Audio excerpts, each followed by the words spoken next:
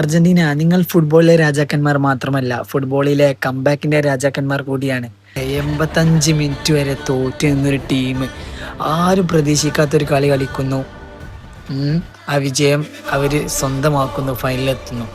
85 minute വരെ ഞാനടക്കം നെഞ്ചിൽ കൈവച്ചാണ്ടാണ് കളി കണ്ടത്. കാരണം പിന്നെ ആകെ ചെറിയ ടൈമുള്ളൂ. അതിൽ ഒരു ഗോൾ ഇട്ടാൽ പോലും സമനിലയാവുള്ളൂ, 2 ഗോൾ ഇട്ടാലേ ജയിക്കുള്ളൂ. അതിൽ ഫസ്റ്റ് എൻസോ ഫെർണാണ്ടസ് സ്കോർ ചെയ്യുന്നു മെസ്സിൻ്റെ അസിസ്റ്റിൽ. പിന്നെ ലൗതാറോ മാർട്ടിനസ് സബ് ഇറങ്ങുന്നു. അങ്ങനെ 89 മിനിറ്റ് 90 മിനിറ്റ് ആയപ്പോൾ 2ാം ഗോൾ അടിക്കുന്നു. അങ്ങനെ 2-1 ഇംഗ്ലണ്ടിനെ പരാജയപ്പെടുത്തി ഫൈനലെത്തിരിക്കാണല്ലേ. കളിയിൽ മൊത്തം നോക്കുകയാണെങ്കിൽ നന്നായിട്ട് കളിച്ചിട്ടുണ്ട് അർജന്റീന.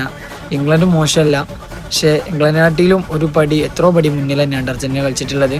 കാരണം മെസ്സിക്ക് ഗോളില്ലെങ്കിലും 2 അസിസ്റ്റാണ് കൊടുത്തിട്ടുള്ളത്. ടീമിന് വേണ്ടി അത്ര കഠിനാധ്വാനം ചെയ്ത് കളിച്ച വേറൊരു പ്ലെയർ ഈ വേൾഡ് കപ്പിൽ വേറെ ഉണ്ടാവില്ല കേട്ടോ. കാരണം അത്രത്തോളം ടീമിനും വേണ്ടി ഈ ടീമിനെ എങ്ങനെയെങ്കിലും ഫൈനലെത്തിക്കണം, എങ്ങനെയെങ്കിലും ഈ ടീം അത് കപ്പ് 2ാം പ്രാവശ്യം വേൾഡ് കപ്പ് നേടിക്കൊടുക്കണം എന്ന ലക്ഷ്യത്തോടു കൂടി നന്നായി കളിച്ചു.